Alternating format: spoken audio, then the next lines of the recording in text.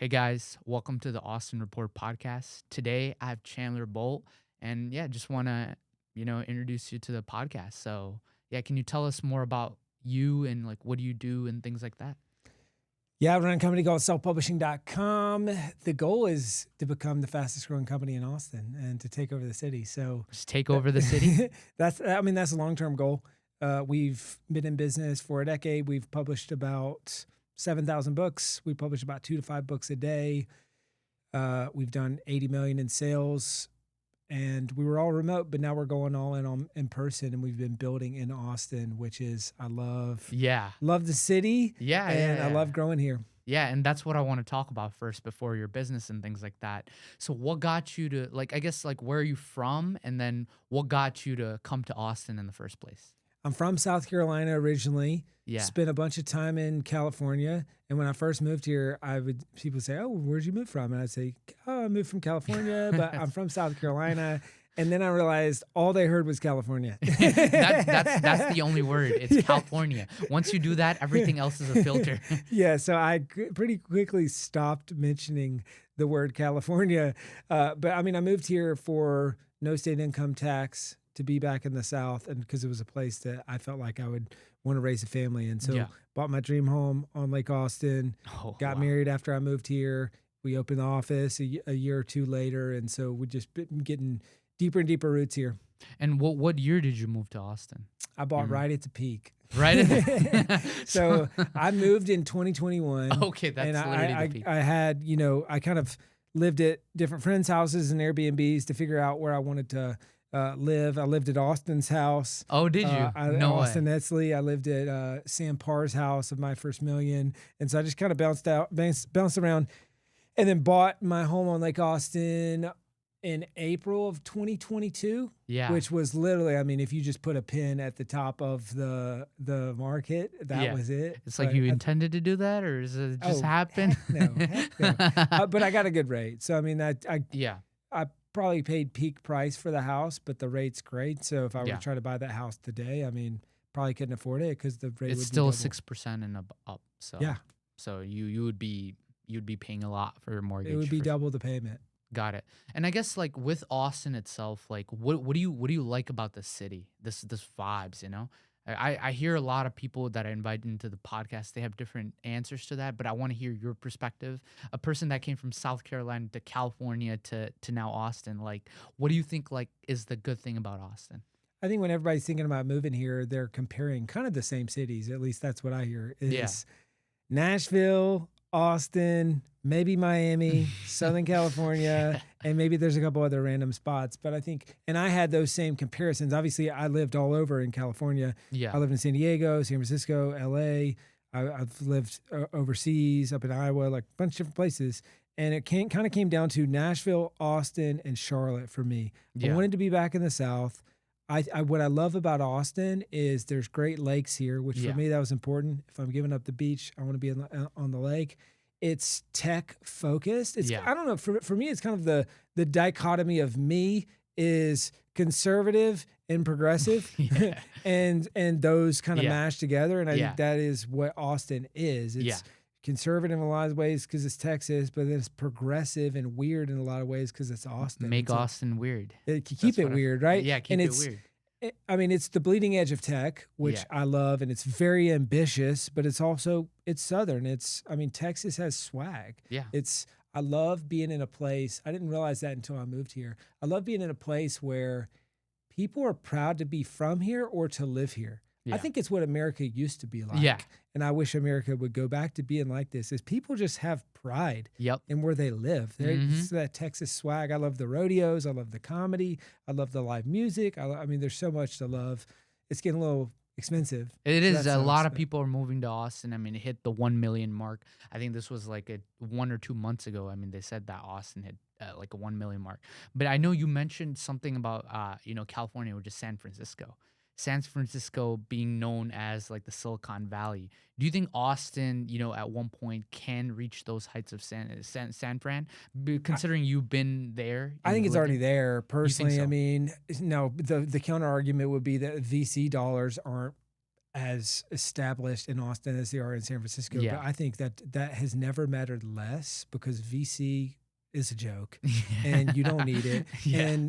And the best companies have moved or are moving. Yeah. And so if you think about Elon relocating all Yep. of his companies, if you even think about bring Delaware in the mix where it just doesn't make sense to incorporate in these other states that are going to come after you, that are going to litigate. And so you've got people I mean, even Dell, Yeah. which In I Round didn't Rock. kind of didn't realize that. Okay, well, I did realize it was built here because we wake surf by his house all the time, and I love his documentary or his biography and all that. But I didn't realize the business was unincorporated in Texas, No. and he recently brought it back. And so Yes. I think there's so many people. So I think it's already competing head to head with San Francisco. I think San Francisco is massively on the decline. But Mm. but what I would say if anybody asks, should I move to Austin? I'd say absolutely not.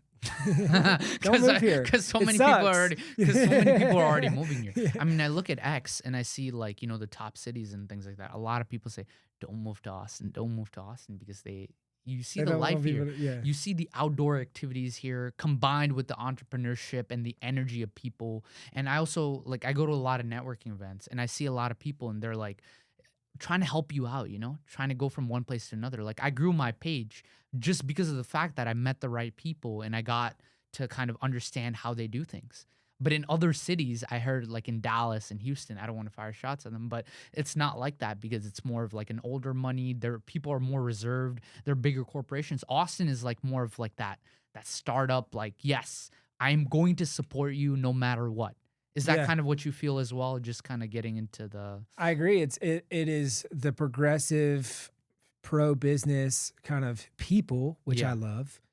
And it's Southern culture still, which is go out of your way to help people. And Yeah. I mean, I think if you're ranking cities in Texas to move to, depends on what you're looking for. Depends But on what you're I looking think for. it is Austin up here. I Yeah. think it's Dallas. Yeah. Because Dallas is, it's a little bit bougie, It's a little bit bougie, yeah. can be a little douchey and a little surface-y, It's but also big to travel. Like imagine the traffic hours in it's yeah, Dallas. Dallas, but it's still a solid city. Yeah. Then I would say, all right, San Antonio, and then I would say Houston, like all the way. Houston sucks. Houston, Hopefully people in Houston are not listening to this. But it is true. it sucks. It's true because when I went to Houston, I'm like, can I come back? Get out Yeah. as fast as possible. That's why a lot of people move from Houston to I don't see a lot of people moving from Austin to Houston being like, yes. I mean, we have an Airbnb on our property, and it's a boathouse on the lake, and we have people come up from all the time from Houston because I think they want to get the heck out of Houston. Yeah. No, because like when I was in Michigan and I came a year ago, I was looking at different cities. And when I told my friend Houston, who's laughing at me, he was like, why would you like, Mm-mm. no. And I'm not saying like, obviously Houston has its own, like it's a big city. It's a food, right? The food I heard is like really, really good in Houston and stuff. But for me, it was always Austin. When I came, I'm like, I'm not going to move unless it's Austin. I came here and I moved and yeah, it started my page and stuff like that. And people have supported me throughout the way. So my other question for you is the good things about Austin. Like I ask every guest is, what do you hate about Austin? The heat and that you're not close to the beach. I mean, that's the part that scares people off. And Yeah. I saw something recently where I think it was a year or two ago. We were in the top 5 for people migrating out of the city. And there Really? was from top 5 move outs. And I think that's why, because you have all these people who come from California and they come Yeah. from all these places and easy come, easy go. I mean, it got a little hard in COVID and they said, all right, well, I'm going to go to Austin. And then that summer of 23 or maybe a summer since then, and it just scares them off. So I think you have to either live on the water or have a pool. And if you don't, it's a totally different experience. Yeah. And so I think the heat sucks. It's kind of a bummer that we're not close to the beach. Yeah. I think the airport could be better. I travel a lot, and it kind of sucks that there's Dallas and Houston and San Antonio all around us. So Yeah. a lot of the airports or airlines aren't super incentivized to get direct flights. So that's still kind Although of they meh. are building. I mean, Delta, like what I cover in the Austin report, like Delta is building, Southwest Airlines is building. They have big partnerships with that. So, I mean, they're trying to grow. But what happened with Austin is that there were just too many people that came in Yeah. at once to a point where the infrastructure just couldn't keep up. Yeah. Like you're mentioning with the traffic. I know I-35 is going to be in construction probably since 2100 or something, you know? Yeah. Like it's going to stay in construction because so many people are moving to the city because they realize how cool it is. Even though people say don't move here. Yeah. You can easily see how cool this place is. I mean, people it's just easily accessible to anything compared to a bigger city and things like that. So, a lot of people are moving here. Traffic is absolutely Yeah. crazy. The airport infrastructure cannot keep up. That's why the flight prices and stuff like that are so high in Austin compared to like Dallas and Houston because they just can't keep up. But Delta and Southwest have a long-term, I think 10-year commitment or something like that to help kind of alleviate that stuff. So, Hopefully, I mean, Delta rocks. So I just hope that Delta builds everything. And yeah. I hope Delta turns this into a hub Yeah. because they're, I mean, in my opinion, by far the best airline and Yeah. just awesome to fly with. I think you're right, though. It's population booming, traffic sucks, and then that leads to things getting more expensive. Yeah. So I've never been rooting so hard for real estate crash and collapse. I mean, that's like Yeah. not a popular thing to say, and I'm a Yeah. homeowner, so it's not really in my best interest in some Yeah. ways. But it's down 20, 30%. It is, it Rental is. I mean, market is down correction. from the peak. Yeah. And It's a there's already been correction. a good correction, but I think it should correct more, and I hope it corrects more. And that is what I do love about just the state of Texas is that they encourage building. And so, I mean, you see how many new builds, how many new constructions and things like that, right? But I guess here's a question. Now that you're talking about real estate, something that I thought about as well. You have something called income tax and you have property tax. The state of Texas is zero income tax, but extremely high property tax, which is what I found. When I yeah, was in Michigan, it was still income tax, but the property tax wasn't that high. But here it's like no income tax. Oh, yes, the state of Texas, good. But then once you get that property tax bill, you're like, okay, it's the same kind of mitigation. Were you kind of like when you moved from California? I know California already has a lot of high taxes. Were you kind of shocked based off the property taxes and things like that out here? well, I think every state has their tax strategy for how Yeah. they're going to make money. And so Yeah. there's this site that I love that I found that basically just ranks every state on 5 or 7 dimensions. Yeah. And it just ranks them all. And so I wasn't shocked because I did my research ahead of time. And you kind of see it's super interesting. Obviously, you've got 8 tax-free states in terms of income tax. Yeah. But most of those, they make their money in either through sales tax or property tax. Yeah. So it's interesting when you look at this diagram, it's sales tax, property tax, unemployment tax, income tax, all this, and it ranks all the states. Well, spoiler alert, California sucks at everything. And they're the worst basically always. They're Except weather. yeah, I mean, the weather, that's the only reason people live there is because of the weather and how awesome it is. But I mean, you look at it and it's California, New Jersey, Minnesota, and a couple other random states.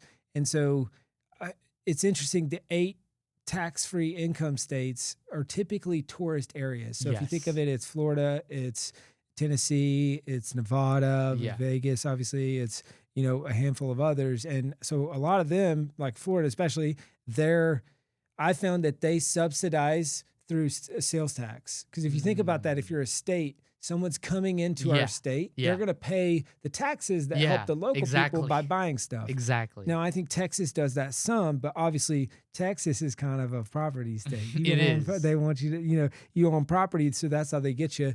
And so, yeah, I mean, that is probably the worst part. But what I always tell people is look at your mix. How do you make money? How do you spend money? Or do you own or rent? And if you have location freedom, move to a place that matches that Yeah. within reason. Obviously, if you're making less than 100 grand a year, probably doesn't matter. Probably doesn't And matter. so it's just not that, but you start making hundreds of thousands of dollars a year, or in my case, millions a year. Well, that makes a big difference because now all of a sudden my home, my dream home on Lake Austin is free in what I save in taxes because Yeah. I don't live in California. You don't live because in there's no California. state income tax. So for me, my earnings are very high. My spending is very low. Yes, I own property. So that's it's better to rent in Texas Yeah, than it is exactly. to own Yeah. because of property tax. But that is a net benefit for me. Yeah, of You course. just kind of do the calculator, do the math. But the last thing I would say is protest your taxes Yes. every year. And so Yeah. I do it every year. And I've gotten it down every year, and it's honestly Same. I got mine laughably down. low. I got mine down, and I use something called Ownwell. Yeah, same, And yeah, same. They're yeah, great. yeah, they're great. I mean, they fought for my taxes and stuff like that, and boom, I mean, they came in the mail. I think was it the mail or some kind of email? They're like, "Yeah, your property tax is lower." I'm like, "Sweet." I did not know. Like, I was so shocked. I should have thought of this when coming, but when I looked at that property tax bill, I'm like, "Okay, now I know to fight it. Yeah, Now I know what to do." So every year now, I'm very defensive, and I'm like, I'm looking at it. I'm like, I'm gonna fight it every single year. yeah, Otherwise, they take advantage of you, right? yeah. I mean, they're gonna raise it every year. And so, I mean, is the property tax too high? Yeah, probably. Now, I will say, in their credit, they are building a lot of infrastructure. They So, are. I mean, that's where I want my tax dollars to go. Now, Yeah. is it taking ridiculously long? Yeah, I live over on 360. You live I've had around that 360. construction right in front of my house for, I don't know, a year and a half, maybe Yeah. even 2 years already. Yeah. But yeah, definitely protest it every year. I mean, I've gotten mine down, my tax assessed value down by 600 grand or something in the last few years. And I think just this year alone, they saved me $2,200 in property taxes. Yeah. So Same like 1,000 or something for me as well. So it's yeah. Shout out Ownwell, I guess. yeah, honestly, I'm not affiliated Yeah, I'm at not all, but affiliated with Ownwell, but you they know, I mean, rock. they've helped me out. They've helped you out. They're great. I think it's good for the people that are listening to know if you guys are just letting them win, you know, on the property tax. Well, now I will say this, just in case people watching this or listening to this or thinking about using one of these services, I had my finance team look at a bunch of them. And Yeah. what we found, which is super shady, is that a bunch of these companies will write into their agreements that they get a because it's a percentage Yeah, of it's what a we save. percentage Right, which split. Yeah. that's good. I Yeah. love that. Hey, you go get results. I'll pay you a percent of what Yeah. you save. But a bunch of the companies, they write it into the contract that they get it for like 3 years or 5 years of what they save you Oh. the first time. So you have to cut Ah. them a check every year. And so when we were vetting everyone, we realized, oh, that sucks. That's dumb. Let's just go with Omwell because they only pay for the first year. Yes. And so, sure, we keep paying them every year because they keep getting it lowered, but Yeah. we only pay if they get it lowered. And so Yeah. I would say if people are thinking about doing the protest route, sure, you can do it yourself. I think that's kind of dumb, especially if you value your time. And I think because these companies deal with them so much, I think they kind of have a little buddy backdoor deal, which is if I'm random guy off the street saying, "Hey, lower my taxes," versus this person that I deal with Yeah, on exactly. hundreds of, you're just gonna Exactly. do it in mass. It's So just in mass. Okay, cool. Now that we've talked about kind of the real estate side of things and things like that, I wanted to talk about your kind of your content creation. Obviously, when we met up in person, you had your 100,000 plaque. So congrats on that. thank you. Just I guess I want to know like when you started that YouTube journey, that creator journey itself, and like what kind of obstacles did you face, and like what was your kind of like successes with that? We went all in on building out the media company probably 18 months ago, a little longer than that, maybe. Yeah. And we're building a studio, or we built the studio. Yeah. Obviously, you came by Yeah. and saw it over in Westlake, and we're just investing a ton of money and time and energy into the media company. And I Yeah. look at it kind of like a 7-figure startup inside of an 8-figure company. So Yeah. the company does 8 figures a year. The goal is to get the media startup to a million by Another. the end of the year. Yeah. And so it's been fun. I mean, it's a long journey. I think a lot of people get in the game and then just quit They because just quit. Exactly. the results don't show up. Yep. And it took us beating our head against the wall for a really long time. Yeah. And it feels like in some ways we still are Yeah. beating our head against the wall, but we're learning, we're figuring it out. And I would say that is the latest iteration. Now, Yeah. some of the stuff that we've done over a long period of time is, I mean, we published videos a long time Yeah, ago. that's what I noticed when going to your page is like it's like videos from a long time ago. So Yeah. I thought you started like you were just consistent from that end, but it seems like it's more of a longer No, journey. yeah, you we know? made a big mistake, and that's that we kind of put it on the shelf. So we did it ages ago, Yeah. and then we just put it on the shelf, and then eventually you look up and you're still getting, I don't even know how many tens of thousands of views a Yeah. month or whatever else. And I'm like, Yeah. hold up, people are still watching these videos. This is crazy. Yes. And so then we realized, hey, that was a huge mistake. Yeah. We need to get this going again. And so that's definitely hurt us and hurt some of our viewership now, where we kind of our subscribers are greater than I would say our momentum currently, Yes. just because we have a lot of legacy subscribers, but we're in the game. We're put out videos every single week on the Yeah. selfpublishing.com channel, on the Chandler Bolt channel, and we're learning. Yeah, and I guess like what kind of content, like kind of moving forward, is there like you want to do like some diverse content, or is it gonna be more of like a like book content? Is it gonna be more like motivational content? What are you kind of thinking, you know? I guess if it's like a sneak peek or Yeah. something. So it's long form first. So that's Yeah, where we think long term we're going to win. I think short form is fleeting. I it heard is. someone say, one long form view is kind of the same as 100 short form views. It is, it And is. so it's just, It is. it's depth over width. Mhm. And so what we're doing is we publish 2 videos a week on the selfpublishing.com Yeah. channel. That's all about writing and publishing books, using a book to grow your business, all that stuff. And then on the Chandler Bolt channel, we publish 1 video a week. That's about scaling a business to 8 figures. What are Yeah. the fundamentals that you need to know? And so that's kind of where I teach the business nerdy stuff that actually That works, actually works. and that's very tactical, and so that's more just for fun. There's not really a business around that, and so that's our long form strategy. And then we obviously do a bunch of short form stuff on Instagram on both of those, but that's kind of the Yeah, and like me making content for a while and things like that. Those knowledgeable, videos just don't get views. It's like, but it teaches you how to make money. yeah. But then you have some stupid reels and things like that, people dancing and things like that. Those get a lot of views. Is it just I guess the question is just a culture itself, or is it like people just don't like that boring stuff? Is it the dopamine aspect or something like that? What are your thoughts on that? In terms of like, because otherwise everyone would be millionaires and going through all this stuff because you're gaining all that wealth, you're gaining all that knowledge. Or do you think it's more of like a kind of like they just get bored because they just don't want to do it? I think the biggest lesson we've learned with content creation is views and revenue are not created equal. Yeah. And so you've got to ask yourself, what are you optimizing for? Yeah. And we're in a weird spot where our revenue is growing faster than our followers and our Yeah. views, which I think is a great problem to have. I think it is a because really good then you got problem to money have. to reinvest. And so Yeah. sometimes I get frustrated because I'm like, man, this sucks. We're not growing as fast as I want. But then we've really hit our stride with momentum where, okay, but revenue's going up. So obviously we're doing something right. And I would say, early on we just chased a bunch of views, but then we've kind of recalibrated to where, one person said 60-30-10 was kind Yeah. of the strategy. Yeah. We've kind of simplified this to say, is this a viral video or a revenue video? Yes. And if it's a revenue video, then cool. Who cares if it gets 50 views, 100 views on Yeah. YouTube? That some of those type videos that you would look at and you say, oh, that video didn't perform well, Yes. has brought in tens of thousands of dollars. Yes. And then other ones, oh my gosh, that crushed.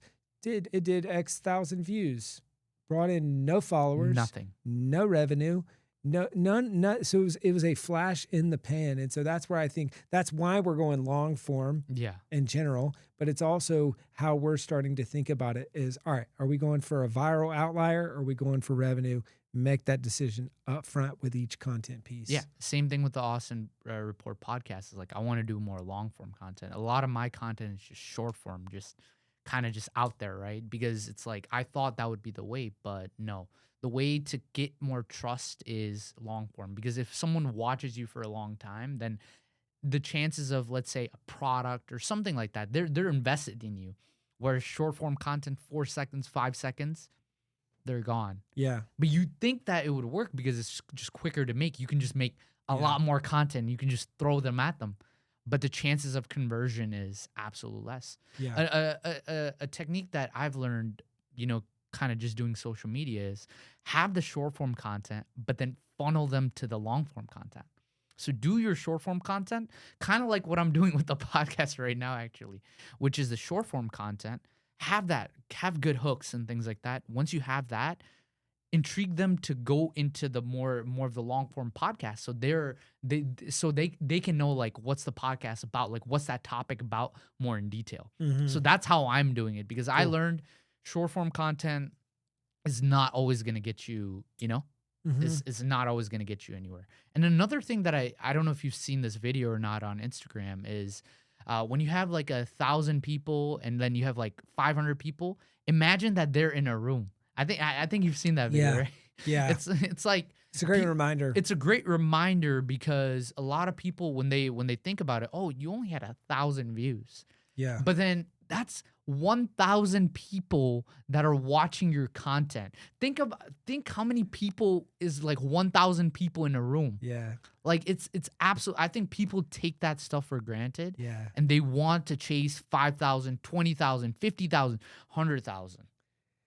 Well, It's ridiculous, right? I think it's a great example and metaphor. I also, as you were saying that, it Yeah. made me think about how because retention is everything. Yeah, and retention is graphs and all everything. that. Yeah. It just made me think about how funny it would be to in person see your retention. So you get 1,000 views and you say, all right, I'm gonna deliver this 1 minute video, Yeah. and just to see people get up and leave the room the same way they're just Yeah. scrolling past your Yeah. videos. I'm Oh like, my that goodness. actually would be kind of interesting. That would be because a good video. It would. That would be a fantastic video. Have like 1,000 people, gather them, and then just check your retention, and all then they're just writing out. walking Yeah, away. yeah. Have like this like video screen every single thing, and then some people are coming and then leaving. What retention looks like in real life. Yeah, Yeah, because that's a good hook. I don't. Okay, I guess another question is like, are you guys looking at those stats in detail, the retention rate versus the viewership versus I guess the watch time on YouTube as well? Are you guys really looking at that closely and making a full analysis of how to improve that and things like that? We are, I would say, probably not as well as we could. Yeah. And we're still learning, right? Yeah. I mean, on YouTube, I mean, if we look at our click-through rate because that's how good the thumbnail and title are. Then we Yes. look at our AVD because that's your average view duration, because that's how well you're keeping them Yeah. for the entirety of the video. Same with, I think ads allow us to look at that at a faster and higher level, Yeah. because we can drive way more traffic to those videos and just see, oh, this video crushed. Why is the retention rate better over here versus this one? And so we're definitely looking at that stuff. I'd say we're probably a 5 out of 10 currently. Yeah. We're still understanding how to conceptualize the data, how to make changes based on the data, but we're getting there. Cool.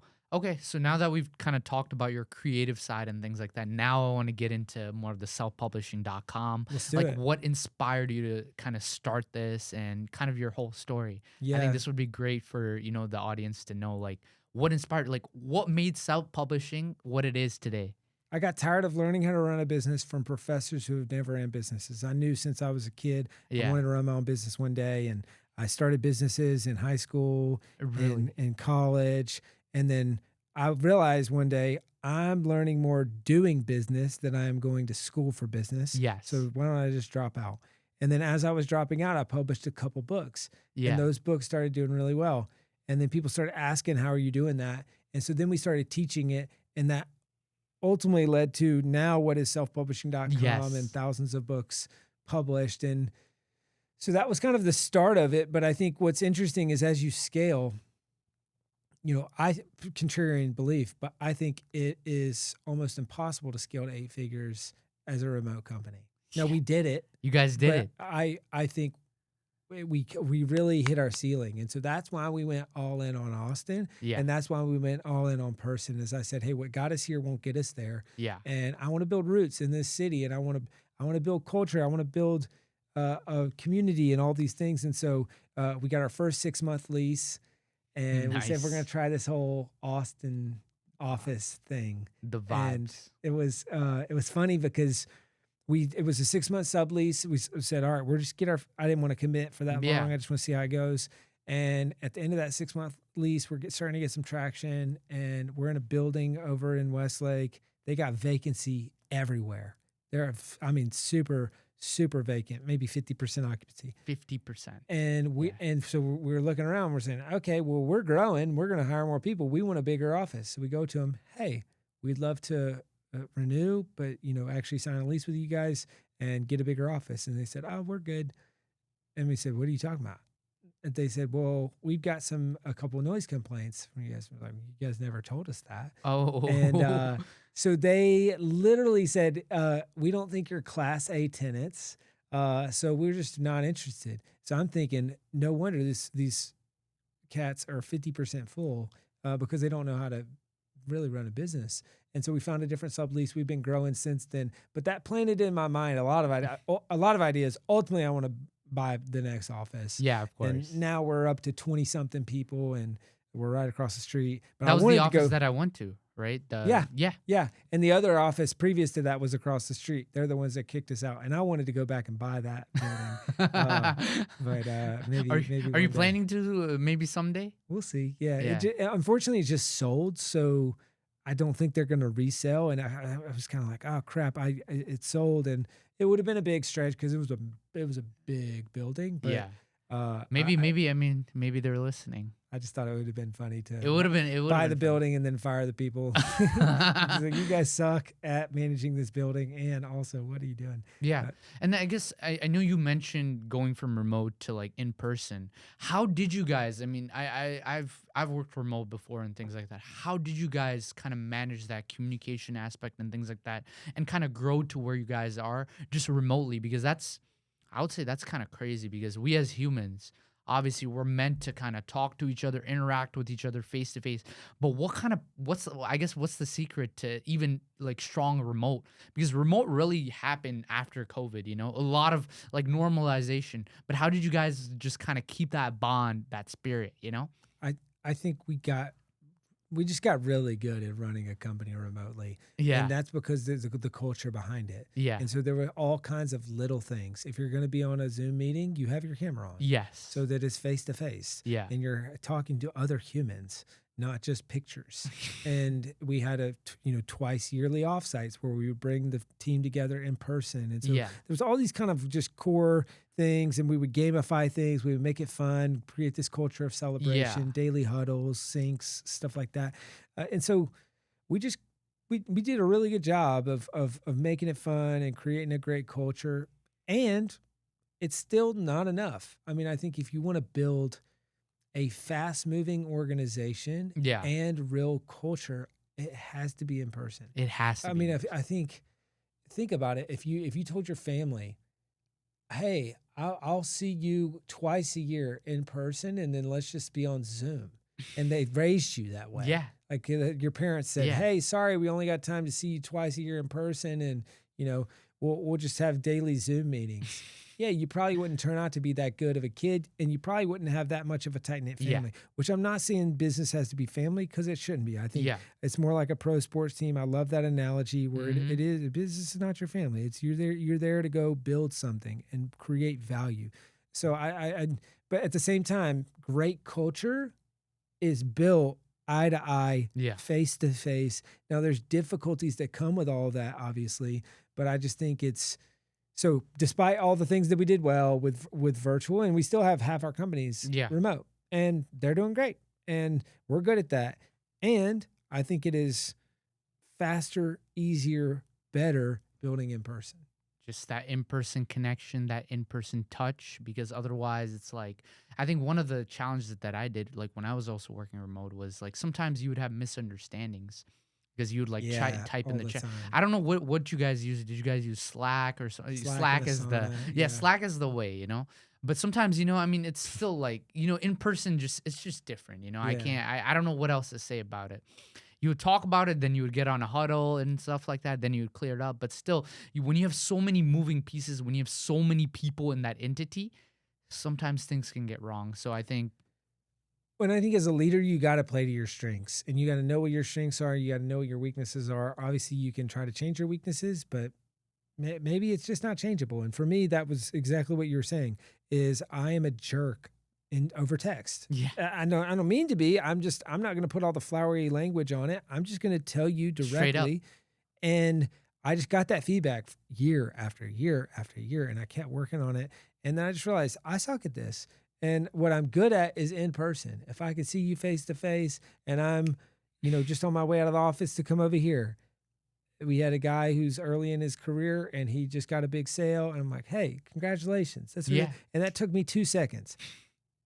And it's inherently naturally what I do when I'm in person with people. Yeah. And I would not have sent him a DM in Slack and said, hey, nice job, right? And so Yeah. I'm a natural encourager. And so if someone's love language is words of affirmation or physical touch, and I go by and pat them on the back and say, hey, great job, that they'd feel really It great. just made their day. And now, meanwhile, I may have that same person may have not done that and sent them a message that was just kind of being a total dick Yeah. and not even meaning to, Yeah, right? not And so I even just meaning to. kind of got that feedback for so long that I said, you know what? I don't really know how much I'm going to be able to change this. What if I just instead play to my strengths, get in person with people? And so I think as leaders, it's just knowing what are your strengths, what are your weaknesses, and structuring your team and your organization around that so that they can succeed and you can be where your highest best use. Cool. And then another question I think a lot of the audience wants to know is like, what's your favorite book that you've written so far? This might be a tough one, Written but or read? yeah, written and then read. I I mean, guess favorite one I've written is that one. this It's one my published. published. My most recent one. I mean, that's the book that has Got to read changed it. my life more than anything. Yeah. It's brought in tens of millions of dollars in sales for my company. Yeah. That is definitely my favorite. What's the first book that you ever wrote, I guess? Yeah, the first book I wrote is called Breaking Out of a Broken System. I wrote it with me and my brother, and it was these 15 things our parents taught us growing up that we Yeah. thought were normal.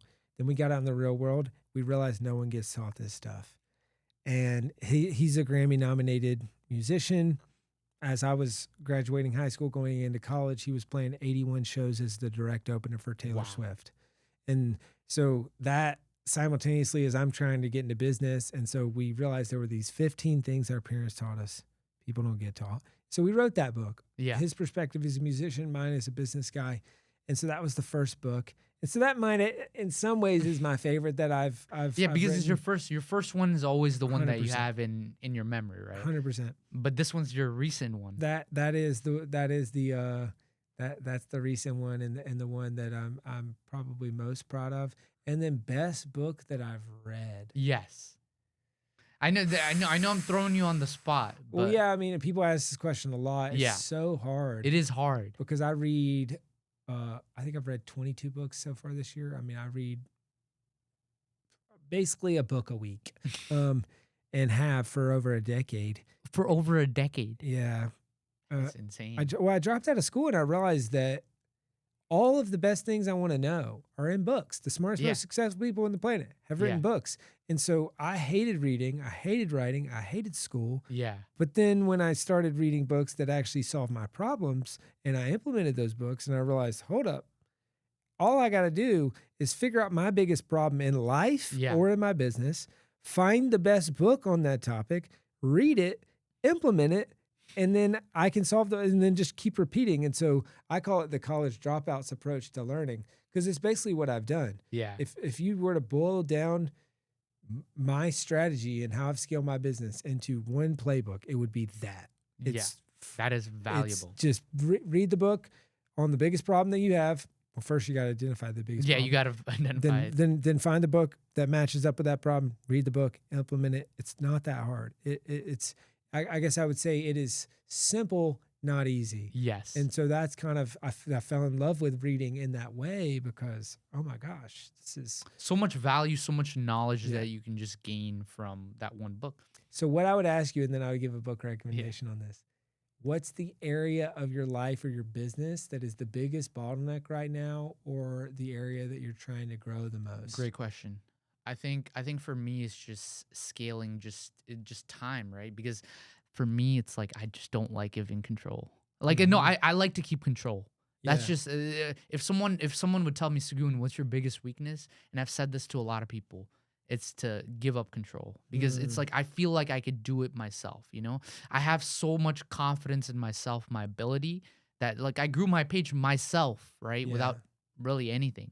Yeah. So it's that I would say that's the bottleneck for me. It's to kind of let it go. Be like, hey, someone else can help out. Someone can do this. Yeah. Because maybe I'm not at that stage of giving that control up yet. I would say that's probably Got it. something like, I guess, advice and great. things like that I would That's need. you know? great. So I would recommend 2 books based on that. The first one, have you read Traction? I've heard of it. No, I've not. That's a really good one. Yeah. That is that and Scaling Up are kind of our business Bibles. Yeah. But that's an operating system. It is an So you can operating adopt system. that operating system to help you scale. But then you mentioned that thing specifically to get to control, Yeah. and which is very common. I think is very common, I right? struggle with that same thing sometimes. I would say there's multiple books that I would recommend. The first, for specific to that, first one is Turn the Ship Around. Yeah. Really, really great book Okay. about what's called the leader model, not the leader follower model. Yes, I yes. would recommend the 1 Minute Manager. I mean, that's a classic that'll teach you kind of how to manage and delegate. I could recommend a You bajillion you have a lot, others, but if but you had to give me those would top be 2, yeah.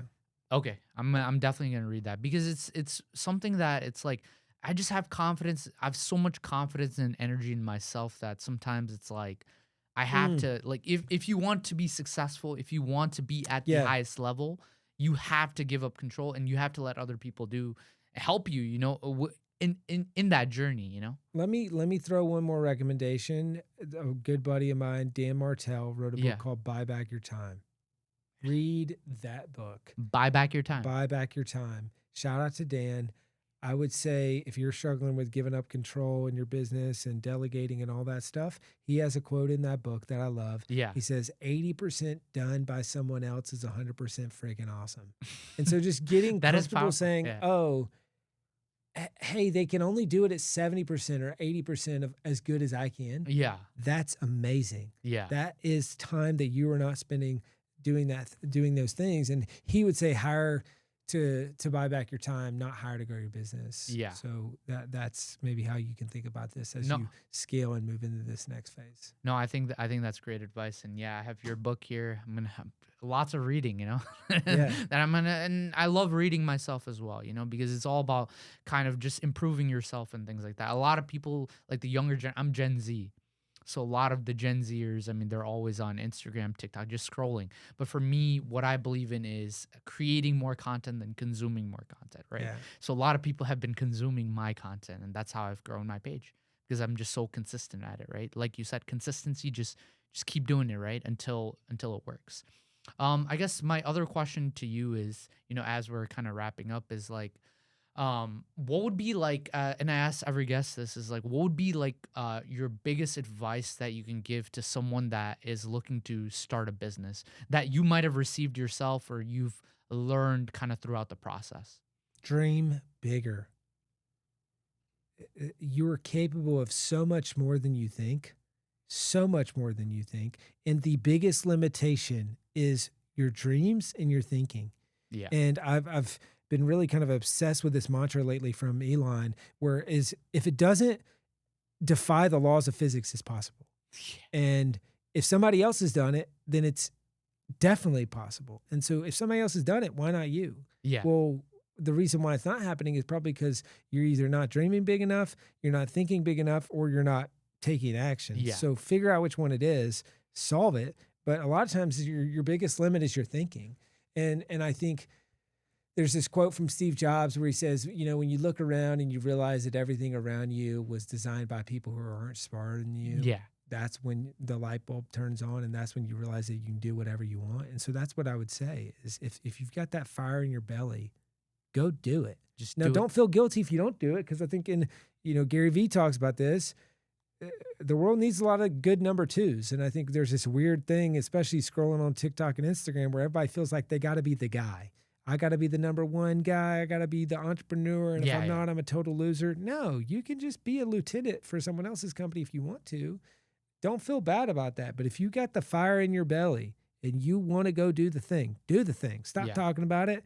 Stop, dreaming about it and telling people about it. And you've been telling them for 5 years and you still haven't done anything with it. Either do it or shut the hell up. Yeah. But preferably do it Do it. and believe in yourself and go out there and at least fail. Yeah. Because if you fail, you can at least die knowing, hey, I tried. Exactly. But if you don't, well, then you're going to be thinking about that on your deathbed, which is a Not real what you tough want. way to end a Not- life. the biggest risk is not taking a risk, right? Mhm. Because a lot of people they want that kind of safe way because they think that if they take the risk, then everything is gonna be they're gonna be uncomfortable. I think a lot of people hate being uncomfortable. But when you're uncomfortable, you discover new opportunities Right. and all these things. But people don't realize that, right? People think that if they just stay where they're at, everything is gonna be okay, less stress and things like that. But that's not how you grow, especially as an entrepreneur, right? It's that's not the way to do it, right? So cool. And then another question that I had for you was, what was the moment? Did you have any time like kind of in your career where as motivational as you are, as upbeat as you are, where you were down, you're thinking maybe like books wasn't for you, or maybe you were just kind of feeling low, or were you always having that grit and determination, like I'm going to make this work? I think both things can be true at the same time, right? Yeah, Where I had the grit and the determination to say I'm going to make it work, and entrepreneurship is tricky. just basically getting kicked in the nuts repeatedly Yeah, for an extended period of time, and you feel like you're constantly juggling the demands of your customers, your shareholders, and your employees, and at any given time, all three of those people are pissed at you yeah, because you have to make this synergistic thing where hopefully everybody's winning and at least in some ways because you're creating a ton of value there. But yeah, I mean, there's tons of times where I wanted to give up. There's tons of times where I was really down on myself and thinking, gosh, I don't know if this is going to work. But yeah. the mantra that I always come back to is you can't lose if you don't quit. Yep. So if you quit, you lose, and It's over. and you just cashed out on the worst day. And I had a mentor one time who said you can't quit on your worst day. You can quit, Yeah, you can't quit on your worst day. And so that's always come back to me where you want to, when do you want to quit on yeah, your worst day? yeah, But you can't. So if you turn things around, or if you got a just good normal day and you decide I want to quit, cool, quit. But if you can't quit, but then you're not gonna on your quit. worst day, yeah. And so that's just what It's I've the been reminded mentality, back. right? Yeah. Yeah. And then after that, like when you were at a low, did you do anything like kind of to kind of get you up by a high? Like, did you have any like practices that you've done? Do you like any like motivational stuff? Like, do you read all these different? I know you read books and things like that, but did you have something to kind of take you back up or something, or was it just like a mental kind of thing?